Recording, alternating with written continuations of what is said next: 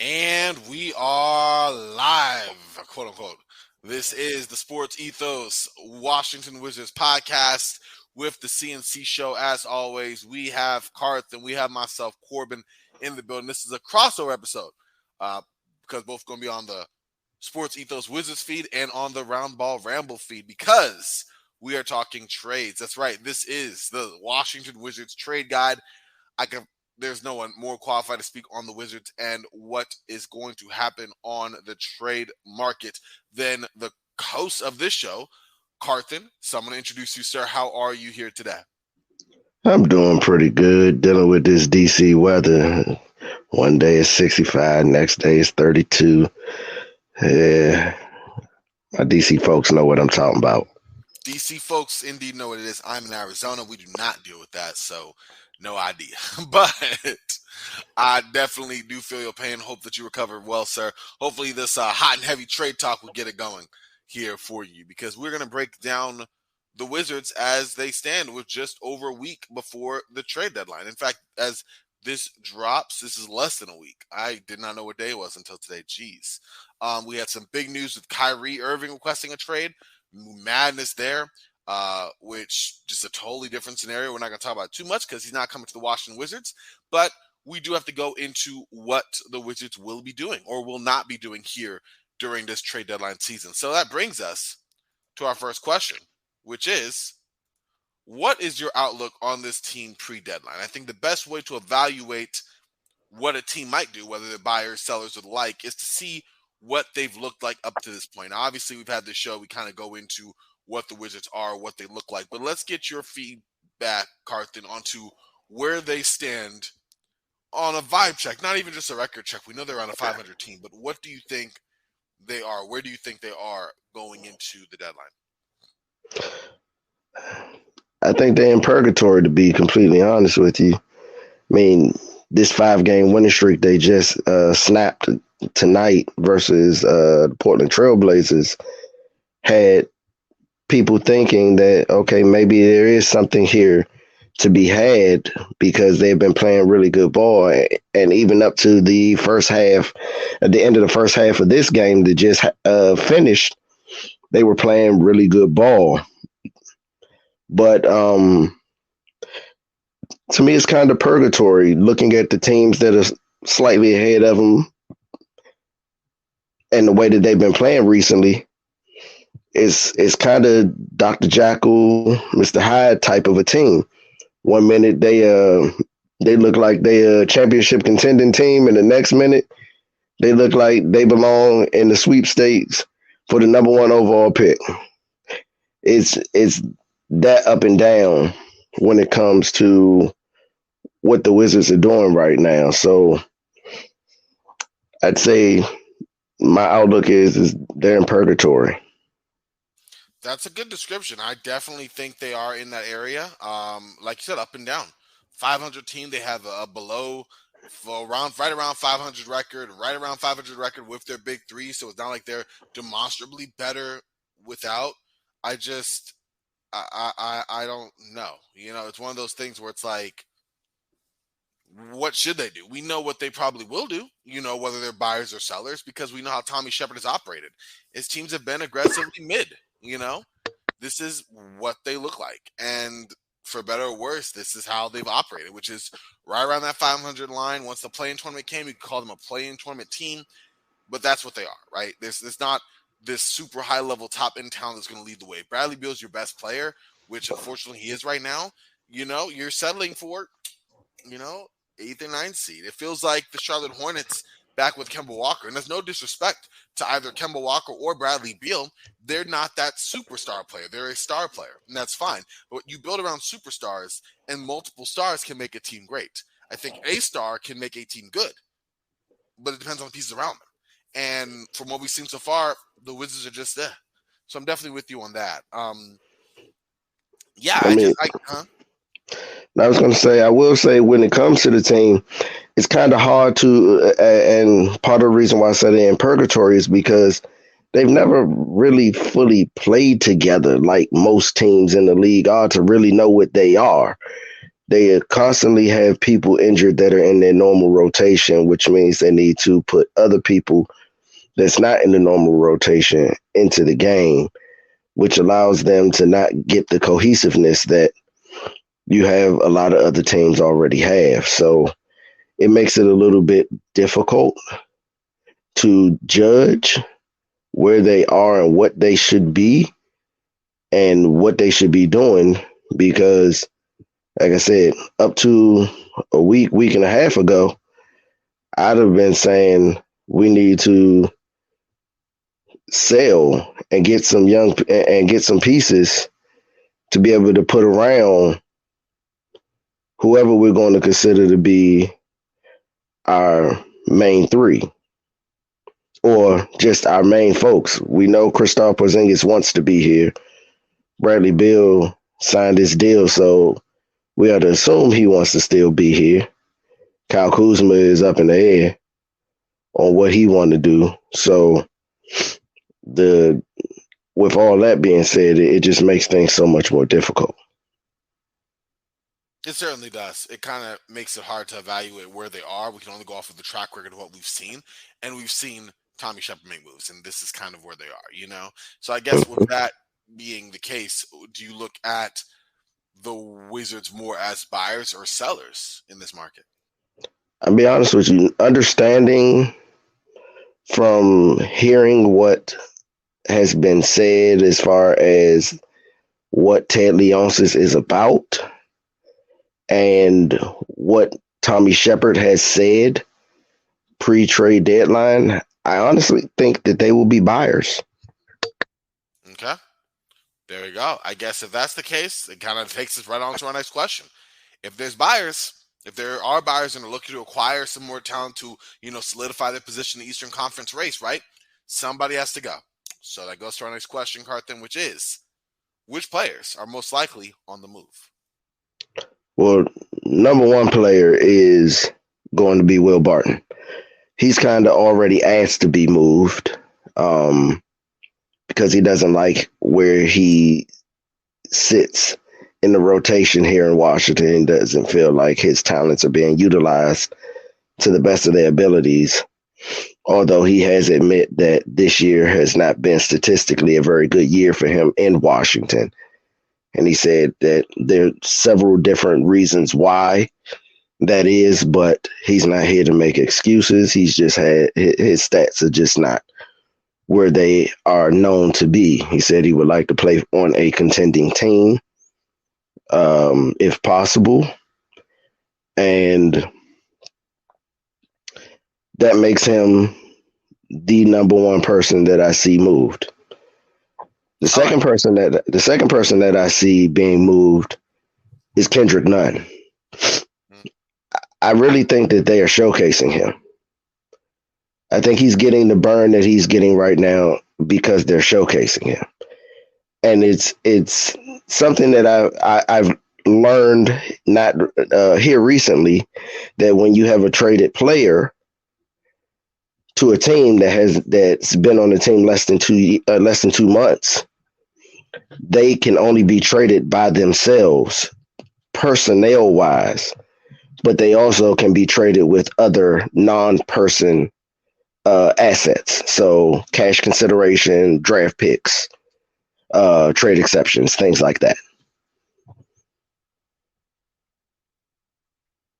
Sorry, I had myself muted there. I agree with that, but I also feel like I guess this is just a pushback in the other direction. Not that those two aren't going to be traded, but there has to be more on the list because you're not going to get, I don't care how you package it together. Both guys, both Kendrick Nunn and Will Barton have had rough seasons, right? Kendrick Nunn's bounced back so far in a few games in Washington, but that's what? How many games? 5? If that. If that. Yeah, no, it's yeah. For the Wizards, I'm sorry, it's 3 games. 4 games rather. So if we're going 4 games of Kendrick Nunn, looking decent in the Wizards uniform, per his stats on Basketball Reference, we're getting 12, 3, and 2. Not bad, right? Also 20 minutes per game. So you have to look at him as a player who you think, hey, is going to get 20 minutes a game and be good offensively because he's undersized on the defensive side of the floor, isn't a super great distributor for a point guard. Is really just out there to get buckets. So you have to want that player. Same Will Barton. Will Barton is not the same type of player, but he's definitely more of a microwave offensive player who's not been a microwave player this season for Washington. You know, like you said, you look at Barton's numbers, the guy is shooting 37% from the field. His field goal percentage matches his three-point percentage, which normally 37% from three is not too bad, but he's doing it on just under 3 threes a game or just over 3 threes a game. So it's not enough quantity to even justify it. It's good threes on low volume. You know, Rui Hachimura had good 3-point percentage on low volume. Just saying, you know, and he's averaging less than catching none in more games. In 38 games with the Wizards, 7 points, 2.5 rebounds, 2.5 assists for a 32-year-old swingman who's going to be a free agent of the year. You know what I mean? So I feel like if the Wizards are going to make a move that's going to make them better, it has to be more than those two players being moved because that's not going to get you anything. You're not going to find a lot of teams, maybe individually, some interest, but not enough to get, you know, prime asset back. These guys are neither young prospects or, you know, playoff battle-tested veterans. I mean, I guess you could say Will Barton, depending on how you feel about his Denver experience in Portland, but that's just not enough, you know? No, I understand exactly what you're saying. And to be honest with you, I think everybody's available outside of Bradley Beal, Kristoff, and probably Kyle Kuzma. But definitely Bradley Beal and Kristoff are not going to be moved. But everybody else, I think, is available for the right price. They're not going to give up a key contributor that they really need for a 1-year rental or a rotational type player. It's going to have to really make sense that we're giving up these assets for this player, and this player is going to be here a while, and this play, it's got to be like a Kristaps Porzingis type of move where they're giving up some real assets or quote unquote assets to get a actual good player. And Tommy's known to pull off some trades that nobody saw coming. So I would definitely say most likely Kristoff and Bradley Beal are the only people that I don't see available. I was about to say, that goes to my next question. Which players are untradeable or untouchable? But since you've already answered it, I'll ask you this. Why? I mean, obviously you think they should invest in those players. Is that a smart decision in your opinion? What do you think about why those two are protected? Well, Bradley Beal's protected because he has his no trade clause. Oh, I'm sorry. Bradley Beal's out the way off the top. Yeah, this is really about Kyle Kuzma and Kristaps. Well, Kristaps, I think, is a definite off the table. One, he's made it very well known that he wants to be here and plans on staying, whether it's through his current deal of $36 million or opting out and signing a long-term extension with the Wizards. But he loves it here. His family loves it here. His the way that the Wizards are playing with him and through him and different things like that, he loves all of that, which has also gotten him to the point where he is a borderline all-star back here, where he wasn't that way in Dallas. So because he's utilized in the way that he would like to be utilized, he wants to be able to stay here. So because you got a player who is singing the team's praise, telling the world that he wants to be here, the Wizards are known that when you have players like that that are of that caliber, they tend to reward you with a long-term extension. So that's why I think Kristaps Porzingis is off the table. Kyle Kuzma, like I said, he's up in the air. I think Tommy is having a real one-on-one with him to figure out where his head really is, because the Wizards aren't going to keep him past the trade deadline if they know that they don't have a shot at retaining him past the trade deadline. Everybody, no matter how old or young you are, and whatever deficiencies you have, if you understand basketball and follow it, you know that Kyle Kuzma is going to opt out of his deal at the end of the year. Tommy Shepard has even made mention of it in um, interviews that he's done. Kyle Kuzma is going to opt out. The question is, when he opts out, what is he most likely to do? He's a CAA client. We know the New York Knicks uh, previous CEO is the general manager of the New York Knicks. He gets a lot of CAA players to come play for him in New York. They pay them very well in New York. And Kyle Kuzma wants to play in a big market where he can utilize his market of playing basketball to help funnel his fashion stuff. So Kyle Kuzma's up in the air. That is true. I mean, what do you think he's leaning towards? I mean, obviously, you would think that, I guess, is a vote of confidence that he, a vote of confidence in him possibly staying by the recent move of Rui Hachimura by Tommy Shepard. But could it also be maybe a sense of delusion and thinking, okay, we're clearing the way for you, but he still could leave them, like a jilted lover type situation? Like, look at everything I did for you. And then it's like, well, I still don't want you, so I'm out. Right. I mean, I think that that's still the case. They cleared Rui Hachimura out, but they had no choice. Rui requested a trade. He made it public that he did it. So because he made it public, Tommy's known to be that guy that you make it public, you don't want to be here, we get rid of you. And he took the best deal he could get, which was more or less about the draft assets than it was about player acquisition. And to be honest with you, the team has played better since Rui has been traded than when he was on the team. Denny Avdia has been playing lights out since he acquired Rui Hachimura's minutes. And he's shooting a lot better. His rhythm is a lot better because he's getting more playing time on the floor. So it's a better player, someone who's probably more comfortable where he's at. Are we referring to Denny? Yes. Yeah, Denny's more comfortable in what he's doing now. Yeah. So Tommy has also mentioned that he wanted to give Denny the opportunity to get those minutes to see so that the team could see what they had in Denny, so that they can see if he's someone that they want to invest long term in. Rui Hachimura, not only were the team not able, because the team wasn't able to get a long term deal with him in the offseason, it sounds to me that Rui threw a temper tantrum. Y'all don't want to sign me long term, so I don't want to be here. And they got rid of him. And there you go. I mean, he gambled and lost on that. All right, so we kind of covered so far players, most likely be moved, players that are untradeable, untouchable. So now it's time for trade talk.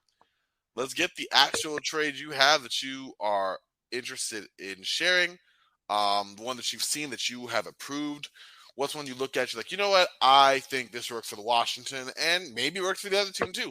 Not really our priority here on the Sports Ethos Washington Wizards show, but maybe there's a trade out there that you think works well for both. I'm going to throw out one here for you. And I saw this on The Athletic, and I'm just on it. So I'm going to throw it at you live and just get your reaction. 3-team trade. Wizards would get Tobias Harris, Evan Fournier, Tyrese Maxey, and they would get their protected 2023 first-round pick back from the Knicks. The Knicks would get Will Barton and Vernon Carey Jr., and the 76ers would get Bradley Beal. What do you think about that? That doesn't even make sense for the Knicks.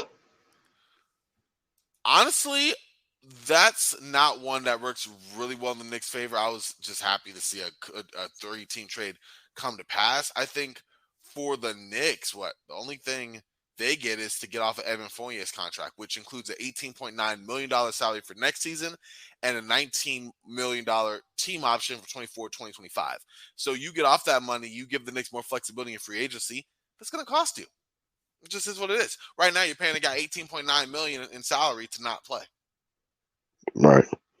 I don't like that move personally. I'm a Vernon Curry fan. So because I'm a Vernon Curry fan, I would love to see them pick someone else, maybe a Isaiah Todd instead of Vernon Curry. If you just want a body, I'll give you a body, and they make about the same amount of money. I see what you're saying. You have a personal favorite there. However, the issue that comes to play with this trade is, okay, we give up Bradley Beal, we get our first back. We get Tobias Harris. Yep, solid player. Fournier, and you said quickly Tyrese Maxey. And Tyrese is nice. Yeah, Tyrese is nice. I could work with that. However, you would have to find out, before you make a move like that, is those players that are coming back someone that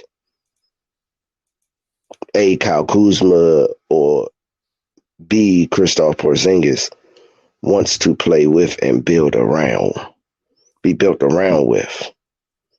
Because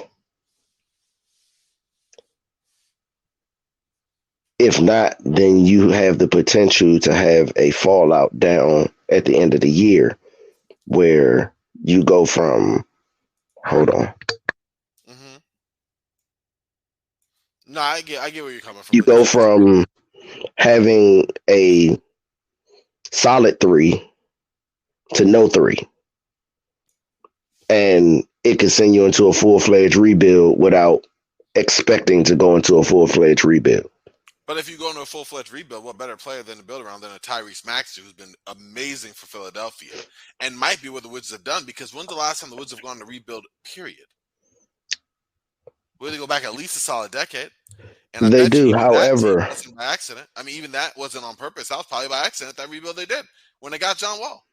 That team was probably complete. That team they did rebuild on purpose. Because that was the end of the Gilbert Arenas, Caron Butler, and Antoine Jameson era. That's almost 15 years ago, Carthan. Yes, that's a long time. It is in a team's life cycle. You've gone off the Gilbert Arenas era. You've gone off the John Wall era. You had a Russell Westbrook minute. You're in if you Beal really era. Is it really the Bradley Beal era? I guess it is. If you really think about it, they have kind of quote unquote rebuilt several times because they retooled. They didn't rebuild, Carthan. They retooled. Yeah, but your definition of retool and my definition of retool can be two totally different definitions. Okay. I'm sorry. I'm fired up about this. Okay, if you rebuild, you get a solid foundation with which to say we have rebuilt our team. If you retool, you tinker here. Okay, Russell Westbrook, okay, gone. Okay, let's try Spencer Dinwiddie. Okay, gone. Okay, let's try Monte Morris. Okay, Kristaps Porzingis. Okay, let's like that's tinkering. So that's let me ask you this. Yes. What is your definition of rebuild? Tear it down to the roots. Everything goes. You start fresh. You start with younger players. You start with prospects. Bradley Beal has been the tentpole centerpiece of this for the last 10 years. 10 years. But I'm saying with John Wall, he's been there 10 years. I want to say he's been the centerpiece the last 7 years, right? The past rebuild, 4 or 5. Okay, that's fine. If you're going to rebuild, I mean, John Wall wasn't even the same John Wall after 2017, 2018, right? Correct. So, yeah, I'd say, like 6, 5. So, 7, let me ask you this question. Based off of what we just talked about, so John Wall, Bradley Beal has been more or less the face of the franchise for the past 5 years. Mm-hmm. Based off of your definition of rebuild, You tear it down. Absolutely. Tear it down means what? Everyone goes. I mean, So when I you say everyone goes, I'm being more dramatic. with that being said, you take Bradley Beal out of the equation. Who else is on the team today that was on the team in 2017-18 season that is still here outside of Bradley Beal? Well, that's that. I see. Okay, I see what you're saying. It's been a totally different So, roster. But Bradley Beal is still the third line. Also, you are hitching your wagon to a mainstay from the last era. That's like saying, okay, we have Gilbert Arenas, we have Antoine Jameson with Caron Butler. We're going to make everyone else off the team be gone, but now we're keeping Caron Butler. And not only are we keeping Caron Butler, we're putting him on a long-term deal with a no-trade contract. That's not rebuilding. That's no, see, but another piece that didn't work before. But what you're talking about is you're talking about a guy who if you did what you're talking about, he'd have been well into his 30s at the time that would have ended up happening. We're still talking about a guy who is not. Caron Butler, when they blew up the team, Caron Butler was in his 30s. Antoine Jameson was in his 30s. He was Gilbert Arenas, I think, was 29. When Caron Butler was traded from Washington, Dallas, he was 29. Okay, so how old is Bradley Beal? 27. No, Bradley Beal is not 27. I know that for a fact. Bradley Beal will turn 28 this year. Nope, he's 29 already. Bradley Beal is 29 already. This is no spring chicken. He turns 30 this year. This in the summer. Okay. The exact same thing. A guy who you are putting your tent pole around, who's a solid player, but he's not that type of guy. 30 years old, 3-time All-Star. That's solid. I'm sorry, Caron Butler was a 2-time All-Star. All-rookie? I'm sorry, Caron Butler was all-rookie too. I'm just saying, Caron Butler was never all-NBA player. Caron Butler was never all-NBA. Bradley Beal was only on there once. One time. How many players make all-NBA? And in terms of that, how many new players make all-NBA lists? Every year for all-NBA, you normally have at least a third to 2/3 of the list. I mean, you have at least at the most a third of the list change names. Other than that, the same names are there every year. So we're talking about all NBA is 15 players. So if you got 15 players that make all NBA and at least 10 of them are there every year, you have maybe 5, and that's pushing it. It's normally about 3 that change names every year since Bradley Beal has been in the league. Hell, since they say within the past 15 years, there may have been a maximum of 3 names that rotate off of that list every year. One time for a superstar, one time. How many teams? How many teams in the NBA has all NBA players? It sure ain't half of them. I'm saying if you how many teams got all NBA players how many teams have all NBA players on their roster that have made it at least once in their career? It ain't half of them. It ain't okay. I'm sorry, and that's all well so and that's all well and good. You gotta look at it that not every team are the Miamis, the Lakers, the Boston Celtics, the ones that all of these all NBA players want to go play for, these franchises that they all want to go play for. Not every one of these teams are there. And there are some of those guys who were never all NBA players until they got to those teams. And made it because they were playing on a team that had a better record. And their statistics may not be as good as they were when they played for the other team, but because they were known as this really good ball player, and now they're playing on a winning team, they get awarded for leaving the worst team to go to the better team. I'm not even saying that. I get everything you're arguing, and you make valid point. I'm saying for one time, if you a superstar player, you could have great players toiling away for years on bad teams. Now, I'm not saying big market teams. I'm saying bad teams. Allen Iverson was on a Philadelphia team. You can't name one star player that played alongside Allen Iverson when he was toiling away. You know what I mean? He had Chris Webber past his prime. That don't count. Jerry Stackhouse before he was there. When we talking 2001 to 2006, you had no one for him. He was putting up and making those numbers and putting them up well. Bradley Beal ain't doing that. Caron Butler, but he that time I has. mentioned. But okay, no. Bradley Beal has done that. I'd say the 1 year he got the All NBA team was the 1 year you could say that, because 31 points in 2020-21. Before that, 30 points, not bad. Before that, his highest was 25.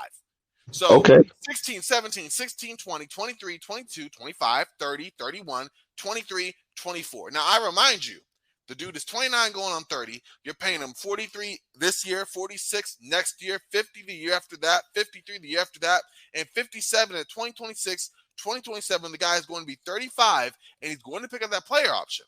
When right now, most definitely, I'm gonna say looking at Caron Butler here, I'm not saying that it just organically came that I'm comparing this, but Caron Butler 3-year peak for the Wizards from 2006 to 2009, 20 points, 6.8 rebounds, 4.3 assists. Bradley Beal this season 22, 3 and 5. Not seeing a whole lot different. Oh, this year is not a whole lot different, but also this last year wasn't is that good either. Do we not remember last year? Oh, I remember last year. I'm not the Wizards expert you are, but I watched the Wizards. I had a lot of ex-Lakers on that team. I was invested, and Bradley Beal was not that guy. All I'm trying to say is to have one good, abnormally high-scoring year where Russell Westbrook was just spoon-feeding you shots, I might add. But the year before Russell Westbrook got there, he dropped 30, and he didn't have nobody spoon feeding him.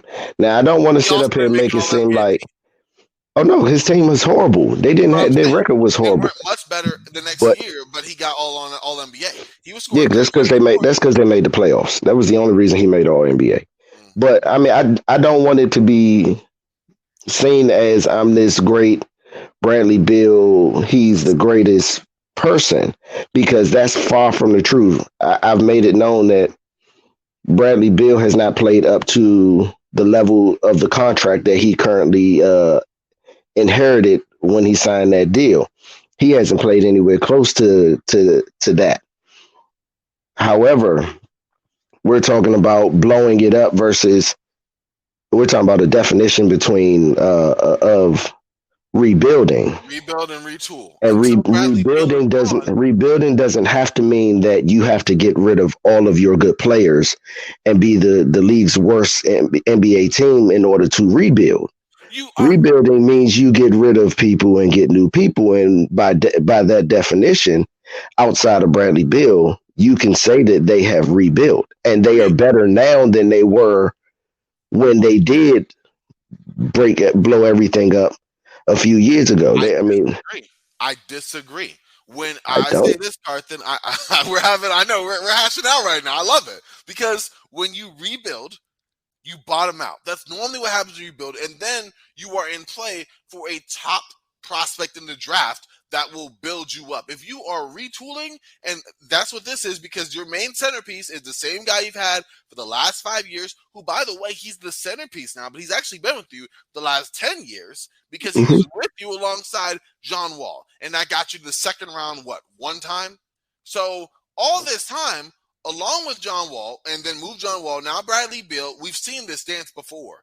It wasn't fun the first time. And now we are saying more money long term. If you are rebuilding, you are bottoming out. You're coming back with a Scoot Henderson. You're coming back with the Victor Wembanyama. Come back with you're not guaranteed to get those players. With it being this isn't the NFL. No, I know, but you have better odds. You could be the worst team in the NBA and still end up with the 4th pick, which means you're going to end up with somebody that's not one of the top prospects. You can be better. The 4th is a hell of a lot better than the 15th pick, which I've been the last 7 years. No, we've had the 9th or 10th pick the last several years. And where are those guys? Exactly. They're either on the team benched or on another team. Or on another team. But again, that can't be that's not indictment of our place that we've picked. It That's an absolutely indictment is, of Carthan. that's our indictment of our horrible drafting. But if you Carthan, Because if you had a I top, mean, we've had the discussion of the Wizards draft picks in the past about who they've drafted and how they haven't re-signed a draft pick since Otto Porter, a non-top three. Otto Porter. He was our last one we re-signed, Yep. but non-top three we hadn't re-signed another draft pick since Andre Blatch. So that's an indictment of drafting more than it is draft placement. Because if you want to be technical on it, you got all these people that have been drafted in the top whatever of the draft, but then you go back and look at the last 5 years, the MVP of the league. Show me one who was in the top 5. Show me one that was in the top 10, because you won't. Because they have been they've been Giannis Antetokounmpo and they've been Jokic. Giannis was drafted either the 13th or 15th pick of his draft. You said last 5 years? Yeah. James Harden, drafted 3rd. Okay, I'm sorry. Then it'd be last 4, but that was 5 years ago. On the technicality, you got me. Yeah, on the technicality, you got me. I had to get it. But my point is, Giannis was drafted either 13th or 15th in his respective draft, and Jokic was drafted 41 or 47. I can't remember exactly which number it is in his respective draft. So we're talking about we're talking about two guys that either, depending on which spot Giannis was picked in, we're talking about two guys in the past 4 years who have won league MVP that were not lottery picks. Yes, but okay. So it's not about always where you draft. It's about how well you are at drafting finding the talent, as well as it is how well you are at developing the talent. And those are two totally different things. We could sit up here and get Victor Wembanyama this year, and he ends up being a bust because we are that horrible at player development. Nah, that's not gonna happen. Nah. But see, you can't say. But you drafted people said 3rd. You drafted Bradley Beal 3rd. I get that. First, you put yourself in a better situation to. I mean, if you put yourself in a better situation to pick the right player, if you take the one with the least, what's it called? You're taking. But if but you have to also. You knew. Boom. But you have to also look at where we placed those years. We weren't the worst team in the league when we got the number 1 overall picks. Either one or the number 3 in both of the 2 years that we got the number 3 picks. We were not the worst team in the league during those years. Well, let me check. If I remember correctly, those are JaVale McGee years. I'm pretty sure y'all were. If I remember correctly, we were never the worst team in the league. I can promise you that one. But if I'm not mistaken, one of those years, I think the year we got John Wall, we were 7th. We were the 7th worst team in the league and won the lottery. When we got Bradley Beal, I think we were like 5th or 6th and won the lottery to get into the top 3 and ended up 3rd. And it was something like that again. So the year we got Otto Porter. We were never bottom. In 2010, you drafted John Wall 2011? Okay, I believe so. I'll go up to when Bradley Beal's definitely drafted. 26 and 56, 23 and 59, 20 and 46, 29 and 53. Boom. So those are the 4 years where y'all were clearly one of the worst. The worst y'all ever were when you got John Wall. Y'all were you got drafted in 2009, 2010. Y'all were 19 and 63. Okay. After that, 44 wins. 46, 41, 49, 43, 32, 25, 34, 35, 24. Now, the 24 wins is now, and then, of course, you have that 25 win one. But okay. But you got to, again, look at the rosters that were built around them versus the rosters that we had prior to. It's not just about those players that's the key. And then, like I said, you got to look at it this way. We took John Wall. We turned John Wall into Kyle Kuzma, and a couple other guys. And you look at the domino effect it took just from that one trade, because with trading away John Wall, we ended up going to get Spencer Dinwiddie. We turned around and turned Spencer Dinwiddie into a 26-year-old former All-Star. There's no kid that's in the draft right now that you can guarantee is going to make an All-Star appearance. Not even Victor, not even Scoot, none of them. You can't guarantee any of them are going to ever be an All-Star. But we know that we got a guy from Dallas that has been an All-Star in the NBA and is a known ball player, known scorer. His one gripe in the NBA has been his health, and we turned Spencer Dinwiddie into Kristaps Porzingis. We turned Bradley Beal into Russell Westbrook, which had a triple-double season, and we went to the playoffs that year for a dude that didn't even play at all that season. He didn't play at all for Houston that year. But we got a triple-double guy out of that deal. And then you turn around and trade him for now what we have is Kyle Kuzma, who has been balling out this year. There's no guarantee that any rookie that's in the draft that we could have a chance at getting is going to put up the numbers Kyle Kuzma's putting up. So to say the definition of rebuild is you got to go with a rookie coming out of the draft and get rid of all of your good players, that to me right there is not a rebuild necessarily. That's a rebuild, but it's not the true definition of a rebuild. True definition of a rebuild is to blow your team up and then build your team up to be better than they were. And right now, they are better than what they were. At what cost? What are they? Oh, Carthan. What cost? Carthan, tell me what cost it was. You said that they're going to be sellers, and their top two players to upgrade their roster is Will Barton and flipping. No, I didn't say they were going to be sellers. I said that they're most likely going to be buyers. I'm sorry. What are you buying? What in the world are you buying? This is the definition of mid.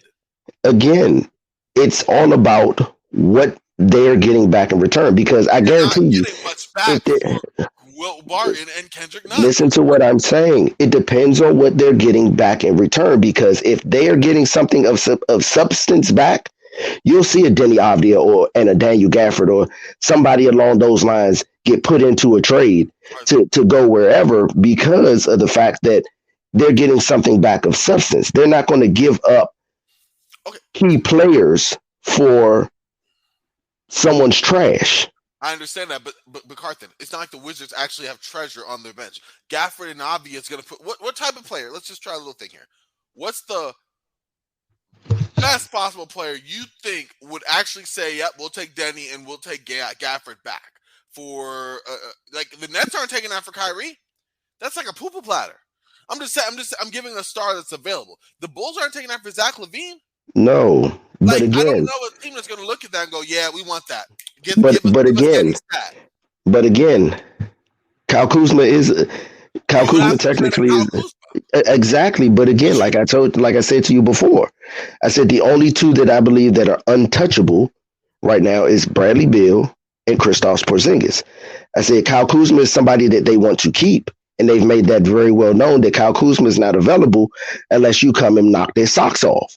You got to come to them with something big and major in order to be able to get Kyle Kuzma off of the Wizards, because they intend on re-signing him if he wants to stay. They intend on re-signing him, but that doesn't mean that he's not available.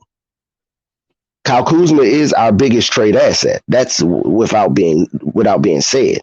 He is our biggest trade asset because he has been known to say that his preference is to play in a big market or for a winning organization. Now, he also has come out and said that he really likes playing in Washington because he likes his role. He likes how they utilize him and allow him to play to his maximum potential.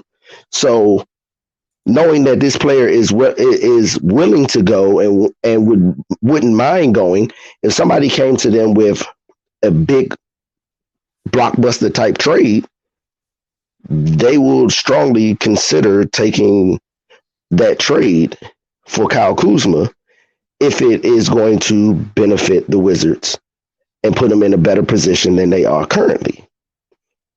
But as they currently stand, they've come out and said that they would like to keep him. And it's going to take a lot to get him off of the Washington Wizards roster. So why would I say that, oh, we're going to trade Kyle Kuzma when they've made it perfectly clear that that's strongly not their intention. So to answer so as far as the question is concerned that we've been talking about, what players do I see as definitely players to be moved?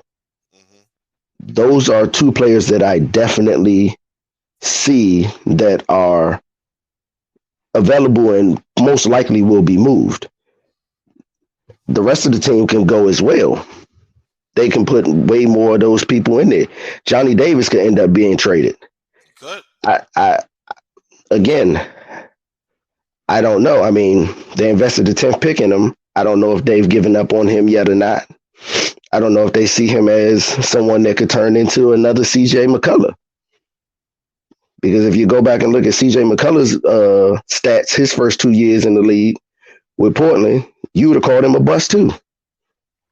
So I see what you're saying. So again, I hear what you're saying, and I understand where you're coming from, but you are taking what you're saying in the logic of stereotypical NBA definition.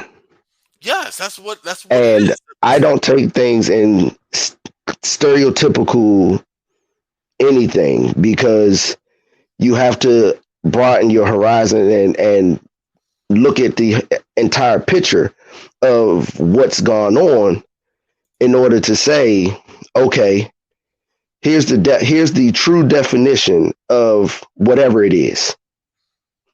Taking away what the NBA pundits and all those other people say, taking away what they classify certain things are. If this is what it truly means, it is. Did this truly happen? Well, that's and in order to, and to me, rebuilding and retooling is two totally different things. Retooling is one or two players. Retooling is saying we feel we are one or two players away from being a contending team or being a championship contending team. That's a retool. I trade away player A and player B to get player A back, and it makes us go from being a 5 seed to a 2 seed. That's more of a retool. A rebuild is I tear it down and I build it back up. Tearing it down, if you want to go into the definition of rebuild when it comes to construction, unless you want to have to build a building up to new code, you can rebuild an entire building as long as you leave one wall up, and you can build it to the old building's specifications and not have to bring everything up in the house to current day code. So you still rebuilt the building. You just left a part of the building up so that you didn't have to go and completely tear it down and put up stuff that may or may not hold up better than the original stuff. So instead of taking a building that was built with bricks and masonry and so on and so forth, you completely tear that building down, and now you have to build everything with plywood, OSB, gusset plates, and stuff like that are all made out of wood and thin pieces of sheet metal. And now you're going to tell me that house is stronger or better than the house that you could have built had you left up that one piece of wall. So it's where you are able to use words to utilize them to how you want them to be construed. And it's a play on words. I get where you're coming from. We're gonna have a conversation about this in another time as far as draft philosophy and rebuilding philosophy, because I disagree. I get what you're saying, and in a way, I get it. You're right. I guess they rebuilt around Bradley Beal. What I'm trying to say is they need to rebuild again without him, because this about to have cursed on air. The stuff ain't working. That's what I mean. The stuff ain't working. And this is This stuff ain't working. So let me ask you this. Looking at the current Wizards roster as it stands, yes. You're telling me that if you took Bradley Beal off of this team, there is no one on this team worth rebuilding around. Not a one. Nope. I would disagree so much. And see, there's only one. In my mind, there's only one that's worth rebuilding around. No. All these guys have shown in different stops already that they're not that guy. I mean, Kyle Kuzma is entering his prime. You still need someone to set up shots for him. He's not a guy you can play and run your whole offense through. He's not that type of guy.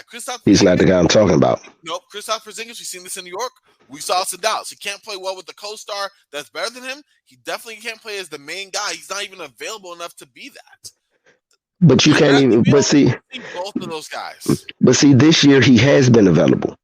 And that's the thing. Everybody, you hold everybody, you hold people accountable for the things that they did in the past when you don't pay attention to the future. The present. You don't pay attention to the present, and when you don't pay attention to the present, that's when you end up losing what you could potentially have for your future because everybody wants to live in the past.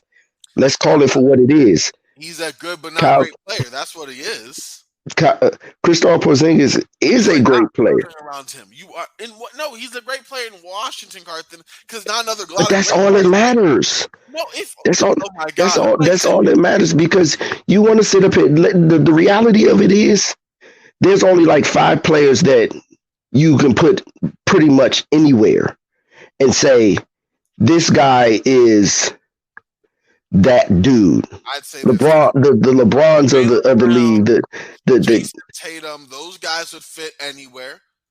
Jaylen Brown, I don't agree. Jason Tatum maybe. Jaylen Brown, no. Again, now you're not looking. Again, you just said speaking of what they've done lately and not just their past. Jaylen Brown this season's averaging 27 points per game, 7 rebounds, and 3 assists. He is balling like that in Boston under Boston's system. You would have more freedom out of Boston. Jaylen Brown did not play like that under the dude from Baylor. He didn't play like that under the dude from Baylor. In college, he wasn't the player that he was. I'm not talking about college. Jaylen Brown didn't go to Baylor. The dude that's now the GM of the Boston Celtics was the head coach of Baylor before he became the head coach of. Year, dude. He's only in. Jaylen Brown is in his 4th year, 5th year in the league.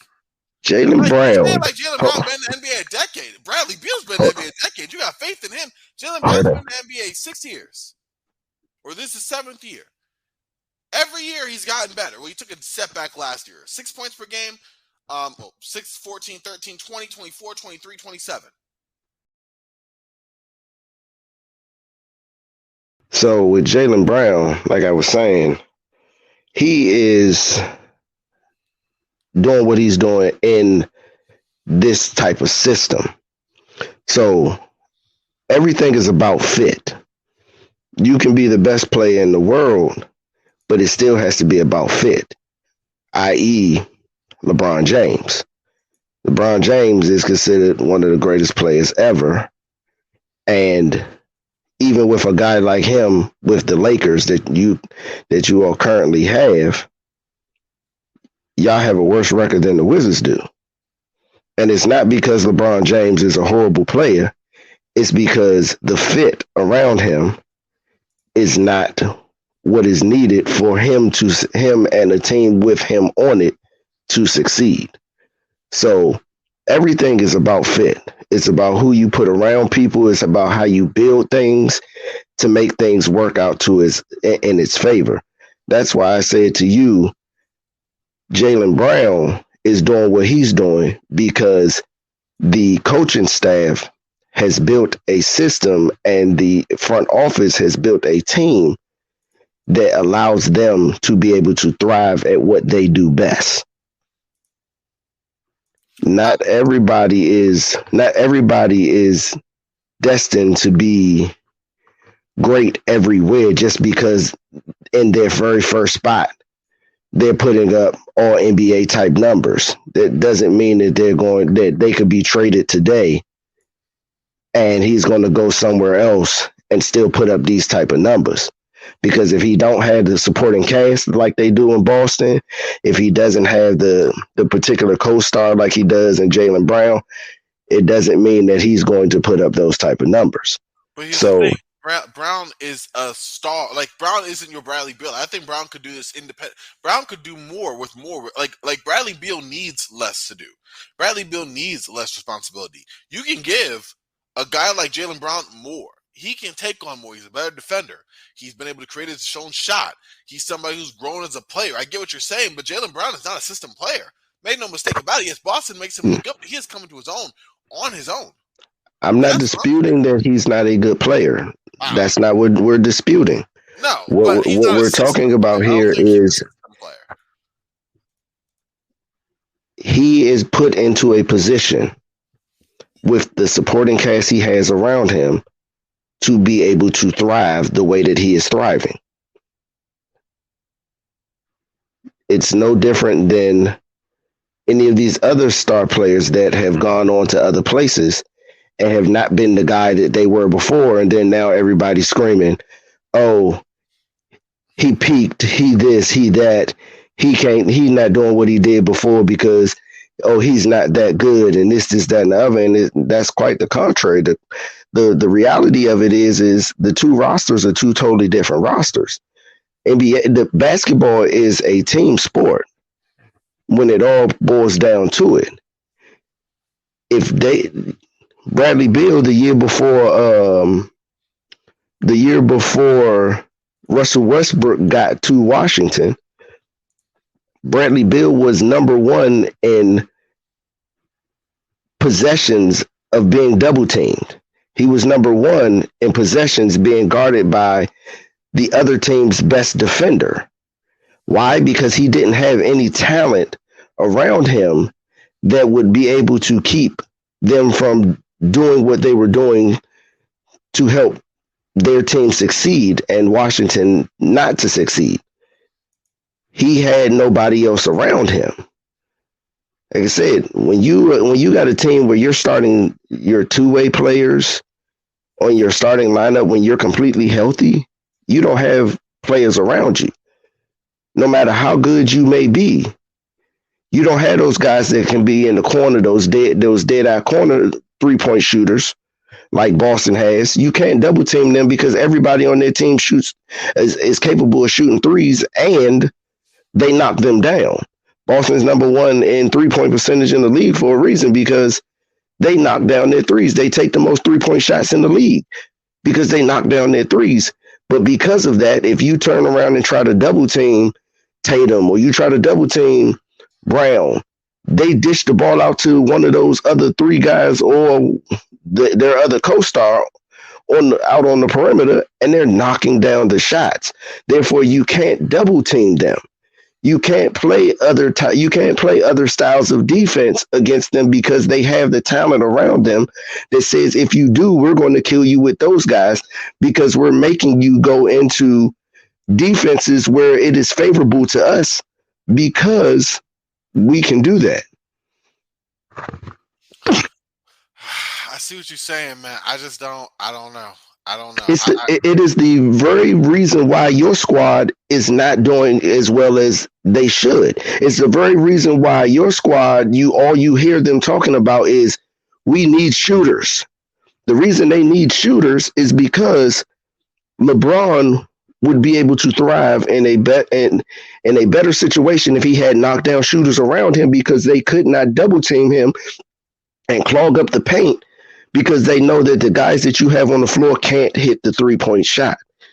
So we're going to make you all shoot the ball. You're not going to make them. We're going to rebound the ball, and then we're going to go down there on offense and make the shot. And we know that all we have to do is score 100 points against y'all, and we're going to beat you because you can't shoot.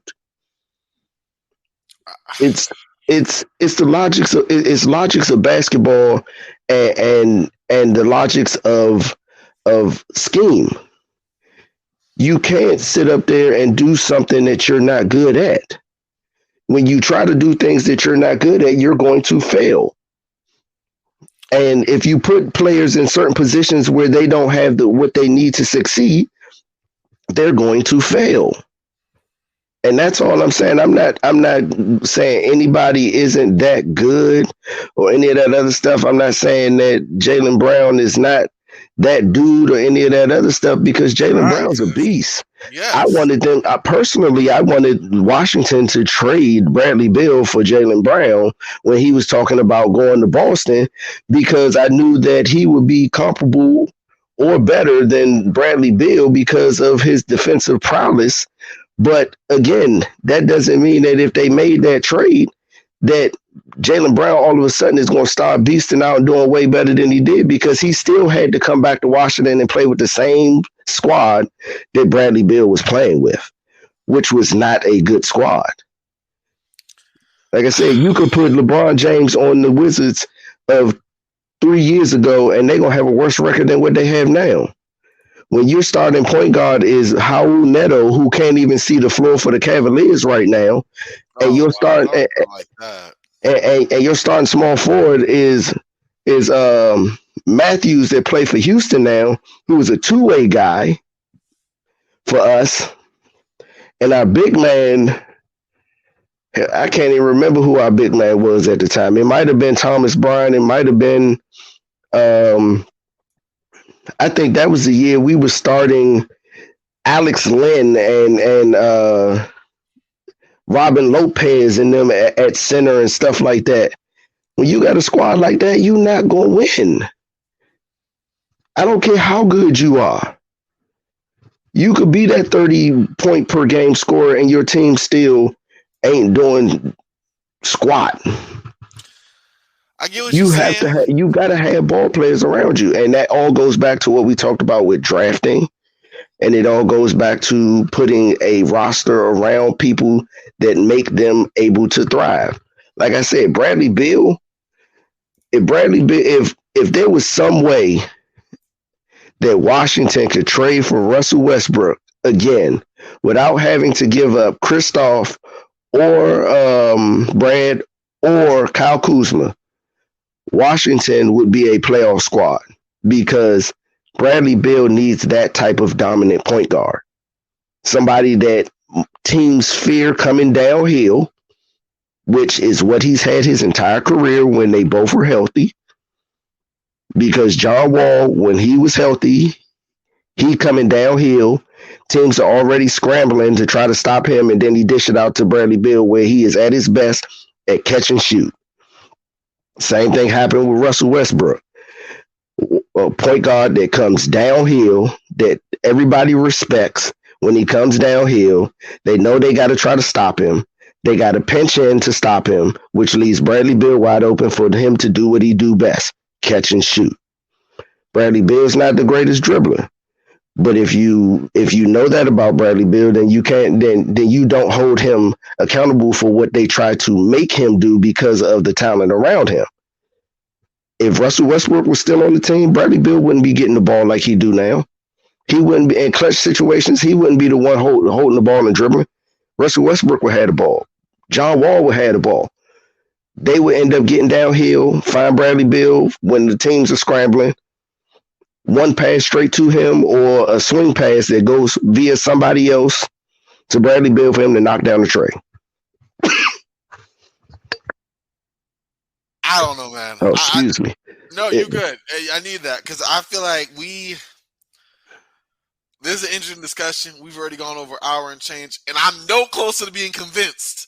And I know I haven't convinced you either. I just feel like this ain't working. This ain't working right now for the Wizards. Where they are right what the now, Wizards have going on, I agree. It's not working as it currently stands at this current moment.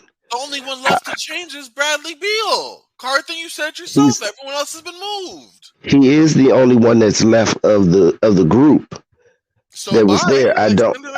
I don't disagree with that. However, like I said, I would not be against if he got moved. Never said that I would be against it. I know you did.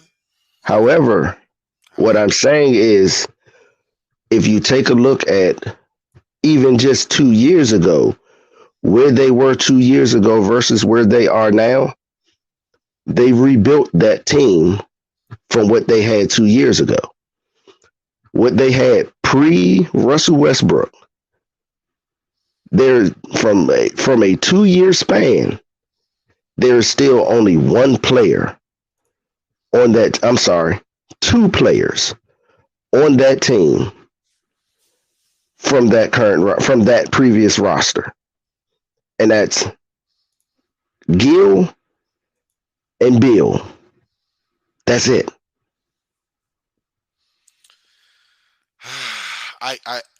I get it, but then more needs to be done. That's a rebuild.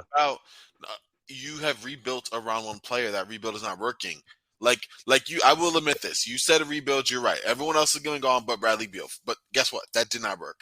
Now you're rebuilding Bradley Beal with Kristaps Porzingis as well as Kyle Kuzma potentially. No, I don't. Unless you're rebuilding around Kristaps, which I don't think is a good idea either. We can agree or disagree on that. But either way, Bradley Beal is still a central part of this, and you made sure of that by giving a tremendous contract with more player control on that contract than anybody else. So Bradley Beal is still the central figure of this rebuild. It's not Kristaps Porzingis' team. As long as Bradley Beal's on it, it will not be. It's now Kyle Kuzma. And I agree 1,000% with what you're saying. If you are going to rebuild, he has to go because he holds the Wizards' future in his contract. I agree 1,000%. But when we talked about rebuilding around someone else that's currently on the team, like I told you, the only person on this team that I would consider rebuilding around would be Kristaps Porzingis. But you can't do that while Bradley Beal's on the squad. It's not going to happen. Correct. I agree. But my question that I had to you was, is there anybody on this current roster that you could see rebuilding around? And again, here's why I say that. Like we've said in the past episodes, as well as Jerry West said when we heard him speak, fit matters. The current coach of the Washington Wizards is one of the principal architects of the team that has the 2-time reigning MVP on it, that plays what position? Center. Their center plays the game in a similar, not completely, but similar fashion as the Wizards center. You can play through Kristaps just like Denver plays through Jokic. Jokic is a better passer, but Kristaps is a better shooter. There are a lot of things that Kristaps can pass, just not as good as Jokic. Is Kristaps, am I going to sit there and say Kristaps is an MVP caliber player? No. He is not on the same level as Jokic, but you can build a team around him to maximize his potential and the way that he plays. And you can put players around him that will make them better by playing with them. And it's happening at this current moment with the current Wizards roster. Okay, well then there's my next question. What is the ceiling of that team? Because if the ceiling of that team is what we have right now, yikes. The ceiling of the team they have right now isn't that great. However, that's where those moves that we haven't gotten to, where we're going to talk about, comes into play. When it all boils down to it, again, fit matters and scheme matters. You have to build your roster to the scheme that you're playing. We talked about earlier that they had a lineup out there tonight of Bill, Kendrick Nunn, DeLon Wright, Corey Kispert, and Kristaps Porzingis. That's not the Wizards. That's not what they do best. That's not what's going to get them to be able to win. They are not a small ball team. You can't sit up there and have a small lineup with only with technically 3 guys that are really good shooters. Because if you're not knocking down shots and you have nobody in there that can rebound, you're not doing anything. You're wasting away possessions. They were not more athletic than Portland was at that current moment, which when you got a small lineup like that, Athleticism plays a big key because that determines which team's bigger. And at that current moment, even though you got Kristaps Porzingis at 7'3" on the floor, Corey Kispert isn't that athletic. And then after that, the next three guys that are on, you got one guy that's 6'5", but he's not super athletic. He's just very good defensively. And then the other two guys are 6'3".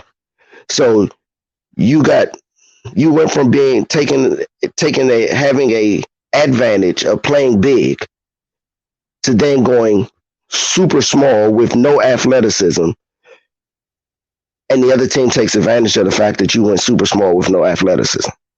So if you're going to be a big team, which is what Washington is, and when they're playing at their best, that's what they are, you have to build a team where you can stay at your best. And what the Wizards don't have on their roster currently that they need to go out and get during this trade deadline is another big defensive, rebounding, athletic big man. So that when Daniel Gafford or Kristaps Porzingis needs to go out of the game, you're not putting in 6'6", 6'7", 6'8" guys. That takes away from the advantage that you have.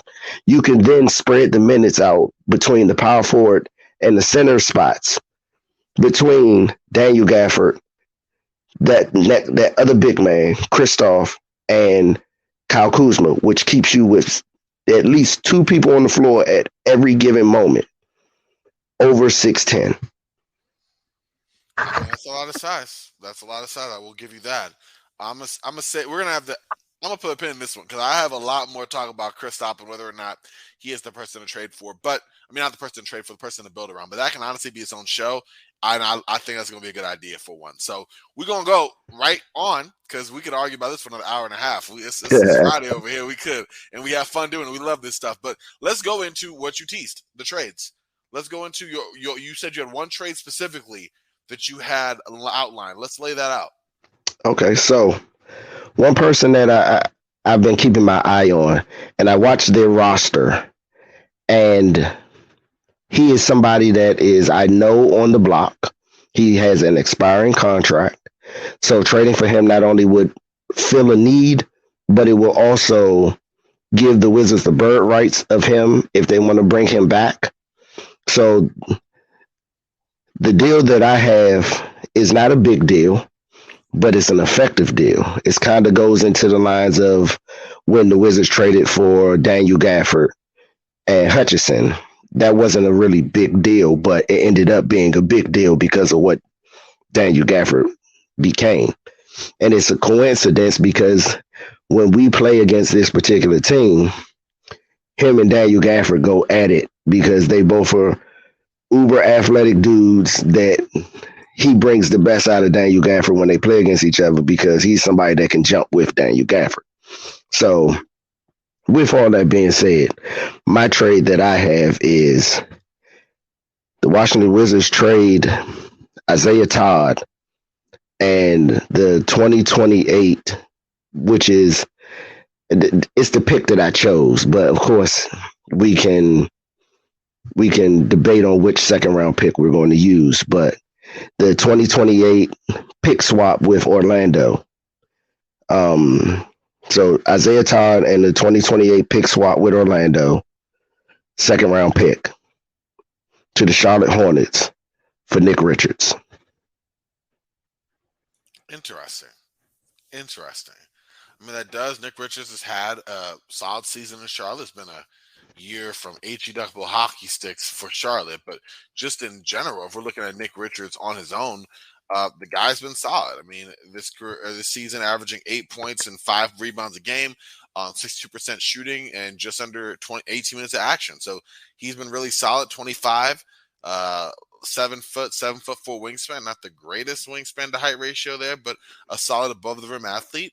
I think it's nice. I think that's a solid pick. And what would you be giving up again? Isaiah Todd and a second round pick in 2028 is a pick swap with Orlando. And why does Charlotte take this deal?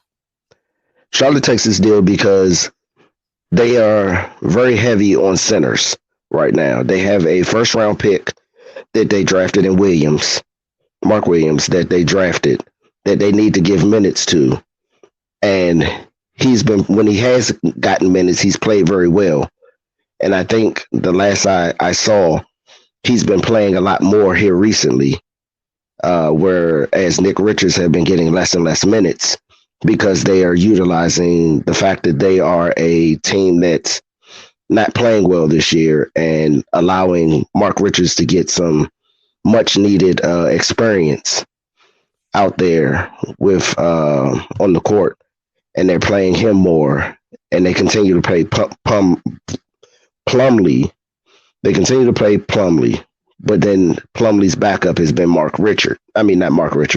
Mark Williams, yeah. So, like I said, Nick Richards is a expiring contract. Most likely they're not bringing him back because of their current roster and they don't need him. So if you don't need him and you're able to get draft capital for him, I get what you mean. That's solid. I like why not that. go ahead and get the draft capital of a future second round pick for a guy that you're going to not give minutes to probably for the rest of the year and let him go at the end of the season. So you get a young power forward that is getting better in the G League. His shot has been getting a lot better, but at this current moment, in the way that we're constructed, he's not getting any time, and I can't foresee him get any real meaningful minutes with the Wizards throughout his entire 4-year contract that he signed with them. So because of that, it's kind of like what they did with us with Vernon Curry. They sent us Vernon Curry in that deal because they were trying to, they didn't see Vernon Curry getting any meaningful minutes anytime soon, if not ever. And we went on and took him as a part of that deal. I get you. I mean, it's a solid move. I still think, even the way you're describing it, guess what? That type of move you make as you're in the midst of a rebuild and you're looking at young guys that you want to add, and you're like, hey, I can get a young player or a younger player that can help out the team, that will be under contract for a little bit. You know what I mean? Like, I don't know, but I like it. I don't see it as a move you would make with a rebuild because, again, like I've said, the Wizards are 17-6 in the past 23 games. Well, 17-7 now in the past 24 games, and they're still in the playoff hunt. They're only, as of before tonight's game, they were only 3.5 games out of the 6th seed.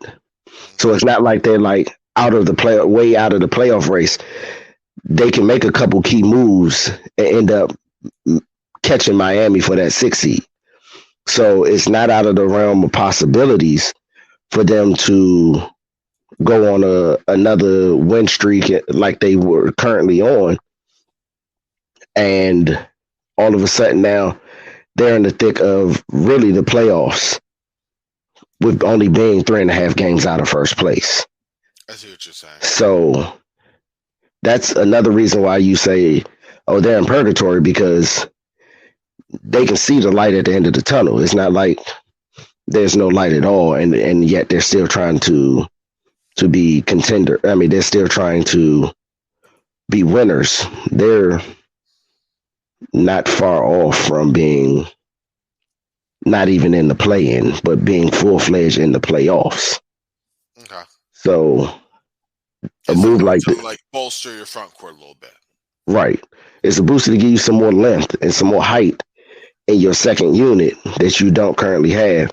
And having a player like him will allow them to play Daniel Gafford and Kristaps Porzingis more minutes than 18 minutes a night, because they have to end up pulling one of them so that they can replace the other one when the other one gets tired. So, yeah, they start the game off together, but they're very few and far in between after the initial front five come out that they end up playing together again. It might be they play together again at the start of the third quarter, and then they're the ones that are being moved in and out for each other.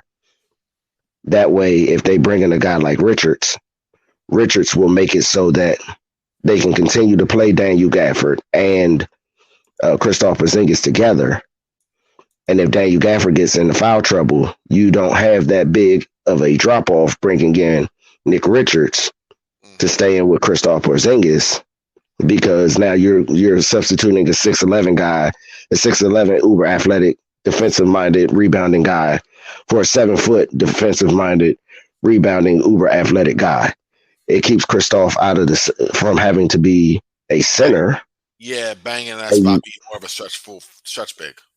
Right. And you still keep him being able to do the things that he does, and you still have the defensive presence that you had when Daniel Gafford was still in the game.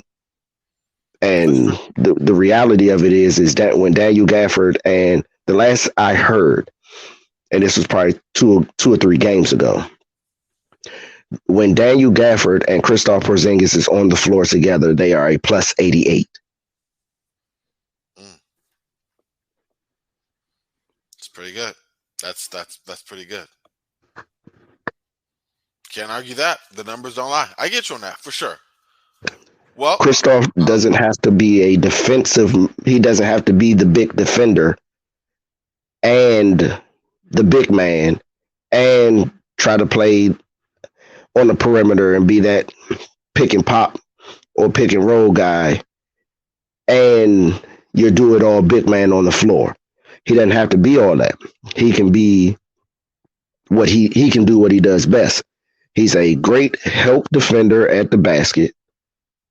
He's a great pick and roll and pick and pop 4 at 6'7", and then you got another big man that's right there that can play in the paint, so that you can be more of the more free flowing big man on the defensive end, because most of his blocks come from help. When he's the weak side defender and he comes over and blocks a shot with a guy going to the rim, that's what he does best. He's not a banger. I watched him. I want to say it was when we played Philadelphia. I want to say that, but when we played Philly, Embiid was moving him around in the post like he was a broom mop. I mean, a mop handle. It was just like he was sweeping the floor. It was no effort, because Kristaps ain't that big. He may be tall, but he's skinny. But you're able to put somebody else in there to bang with Embiid, and then there's nobody on the other team that can stop Kristaps on the offense end, because ain't nobody tall enough unless you put Embiid there. But then if you put Embiid there, then there's nobody to stop the big man that can play above the rim.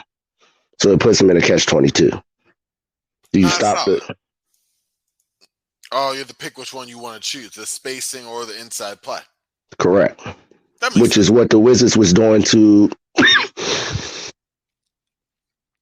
This is what the Wizards were doing. The Portland in the first half. I get that. And they stopped doing it in the second half, and you see what happened. That's true. Can't argue with that. When they play like they did in the first half and play big, because you got to think, our starting lineup, our starting front court, Kyle Kuzma at 6'10", Kristaps at 7'3", Daniel Gafford at 6'11". There's no other team in the NBA that has a starting front court bigger than Washington. The only team that was close to them was last year's Cleveland Cavaliers. But now that marketing is in Utah, there's no team in the NBA that front court is bigger than Washington. I mean, hey, size does matter. It helps with the rebounding. It helps with, being a factor out there, being able to protect the basket. Generates a lot more easier scoring opportunities. So I get where you're coming from with that for sure. Again, I guess, and this would be for another show, just a long-term direction for the Wizards, because I just don't know if, well, again, the fit around Kristaps would be interesting, and we can talk better about how that would fit roster, flexibility, all of that. But for now, just to get to the last question of this episode, I have to ask you, I guess we kind of talked about it, but I'm going to put it up here and just lay it out. What's your prediction for the Wizards? Are they an active team? Are they a reactive team? Or are they staying pat? I think they're going to be a active team. The one thing that Tommy Shepard has always preached since he's had the position is he's not afraid to take big swings. When you have a guy who says that, and his track record show that, you got to believe when he says what he says. So I say that to say it would not surprise me if he made some big move that made absolutely no sense. And hindsight, he brings in some good vet that the other team doesn't want, and he is able to utilize them in a way that makes them better than what they were being utilized before. Now, if you're going to ask me who that's going to be, your guess is as good as mine.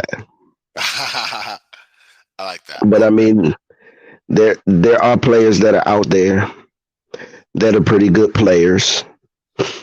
Could I see him figuring out a way to bring Bones Highland to Washington? It's been known out there that Denver is looking to move him. Yeah, there's some real beef on that end. They unfollow each other on Twitter. His Bones Highland's sister and friends have gotten into it on social media with Jamal. It's been something different. Right. So would it be surprising that they bring him back to where he played basketball, where he played college ball at? Bones was there when, if I'm not mistaken, Bones was there when Wes Unseld was there. And if he wasn't, it won't be hard for Bones to pick up the offense or the defense because Wes Unseld was one of the main contributors to being to the architect of what Denver does. Yeah. So it would be a seamless transition for him. It would give us a young point guard that we could possibly build around. That's a good point guard.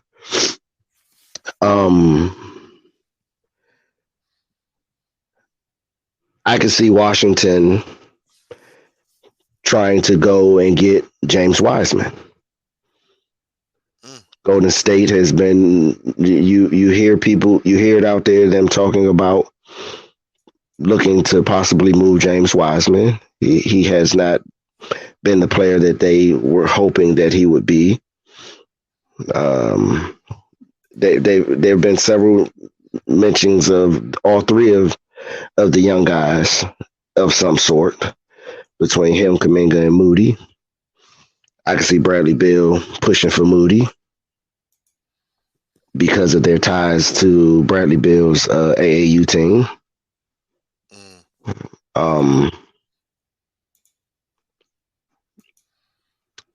That's a solid one. Yeah. I could see somehow, some way them going after a player like Matisse Thybulle because one of Washington's big problems right now is defense. He's known to be a defensive stopper of multiple positions. And because of that, I can see them trying, and he's been known for several months now to be on the trading block. That Philly was trying to move him. So I can see that happening. That's another one that's possible. I definitely could wrap my head around that for sure. Yeah, that wouldn't be hard for me to understand either. I think that's something that's possible. I mean, here's the thing. It's one of those things where, I don't know. I think they're going to be active. I just don't know what assets they're going to have that's really going to make them demonstrably better. You know what I mean? I do. You're trying to commit to these three guys that take up a huge part of your cap that all play a style that I don't even think, I mean, their record together is not super good anyway, you know, but you want to preserve that. If you're Tommy Shepard, that's the way he wants to go about it. But you're not going to get much better than that because the pieces you have around them aren't others that are going to be interested by other teams. They're just solid pieces. DeLon Wright is a solid player. Monte Morris, a good assist turnover ratio, but just a solid guy. None of those guys are like, you know what? I'm going to make your team better by trade. That's not going to happen. It's going to be moving lawn chairs, in my opinion. So I think they'll I be agree. active, but I just don't know what that means, you know?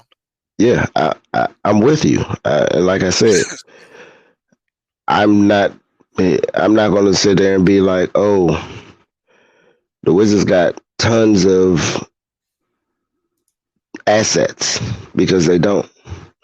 They have assets, but they don't. They have to figure out a way to get that 2023 either back from New York or get it so that they can convert it to unprotected so that they can have access to the picks subsequently after it.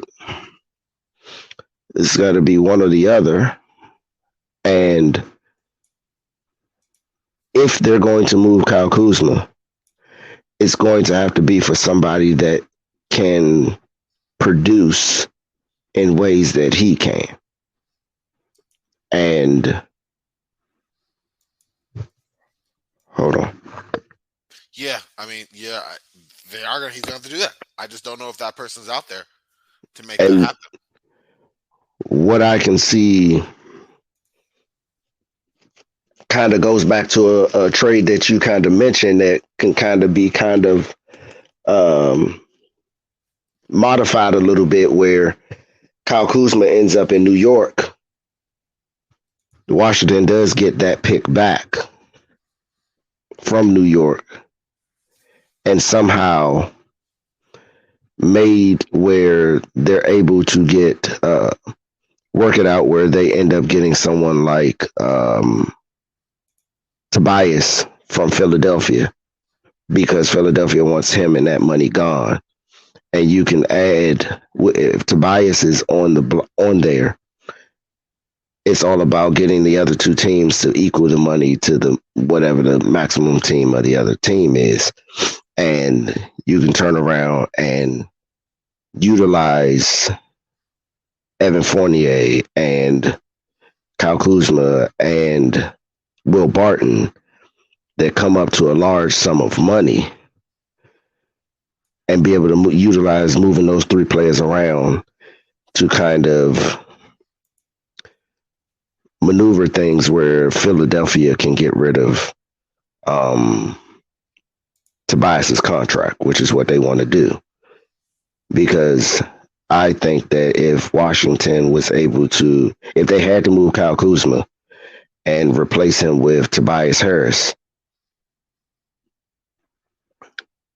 it would not be laterally, but it would be close enough. Because Tobias offers better defensive flexibility than Kyle Kuzma. He doesn't shoot the ball or play make as well as Kyle Kuzma. But if they're able to get another player involved with him, like a Thibault or like a DeAnthony Melton, or they wouldn't be able to get Tyrese because Tyrese is way more valuable than what's presented. Yeah, that was being put out there for him. No, that makes sense. That makes sense. So something along those lines, and then bringing in someone like a Nick Richards, I think would make losing Kyle Kuzma palatable. It wouldn't be the best feeling, but it'd be palatable. Because at the end of the day, the Wizards don't, like you said before, the Wizards don't even know if he is going to come back. No. If they don't know if he's going to come back, then you can get something back in return that brings a level of toughness and defensive grittiness to the team that the team needs. That's fair. That makes sense. I get where you're coming from with it. I think it's interesting. That's for sure. I think that again, it feels like there's nuance there in terms of moving around the launchers to make it happen, but it definitely feels like that's just what it'll be doing. You know? but I get where that is, and I mean that's where the team is. So not a whole lot left to kind of parse through on that. It's just a matter of you want them to. I want there to be a clear. I want there to be a bold new direction of okay, we're going to make things different, and I don't see that happening here. And I don't think the long term direction is going to be good for that because where you draft and who you attract and what is the ceiling for these guys and do they make you demonstrably better? I just don't see it, but that's just me. But at the same time, I mean, I can say this. It's definitely going to be some fireworks to look at for sure. It definitely is. And like I said, the past 2 years, Tommy Shepard has made a trade that nobody saw coming. I see something like that happening again. Okay. It's not going to be on the same level as a Kristaps Porzingis. Mm-hmm. It's not. It's going to be a substantially smaller level deal, but it's going to be big enough that everybody going to be like, "Wow, I didn't see that one coming. I didn't see him. I didn't see this team moving that person, and let alone Washington having the assets to get said person." I see what you're saying. Yeah, that's definitely going to be something that, I mean, if it comes out of left field and it's surprising and it works, then I'm with it. Uh, it just has to remains to be seen what that looks like. And it's going to be a big gamble of a move. It's not going to be something like, wow, they moved that person and I don't know why.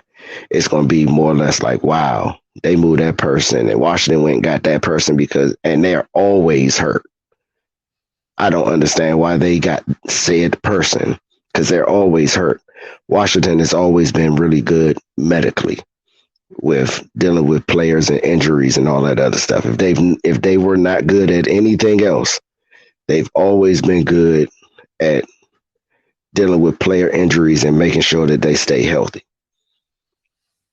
I see what you mean. I mean, hey, that's something to be proud of for sure.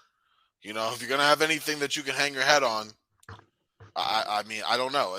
Especially, I mean, I don't. Here's the thing, though. You say that, right? But that's not been the case. Like they've dealt very much with health stuff. No, they deal with health stuff. Every team deals with health stuff. But as far as them taking care of players and making sure that they are in a position to be able to stay on the court. Like, for instance, like I said, Kristaps Porzingis this year has missed fewer games this year than he has in almost his entire career. Mm-hmm. Yeah, Bradley Beal has been having nagging injuries here and there, but it's not something that a which name staff can stop from happening. But when he does get injured, when he has gotten injured, he's come back sooner than they said he would because of the rehab and all that other stuff that they do with him to be able to get him back to being able to go out there. Same thing happened with DeLon Wright. DeLon Wright was supposed to be out for another month before he came back.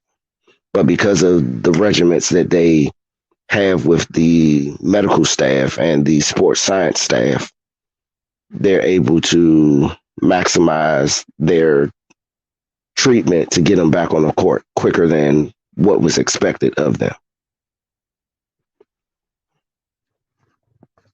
Okay, that makes sense. So basically, despite the injuries, they're still able to do their best to get those guys at least back in some resemblance of tip-top shape, or at least back enough to play sooner than expected. So they're really good at responding to injury, not exactly preventing it or Right. responding to it. Okay, I mean, at least it's better than like the Charlotte Hornets. So I give you that.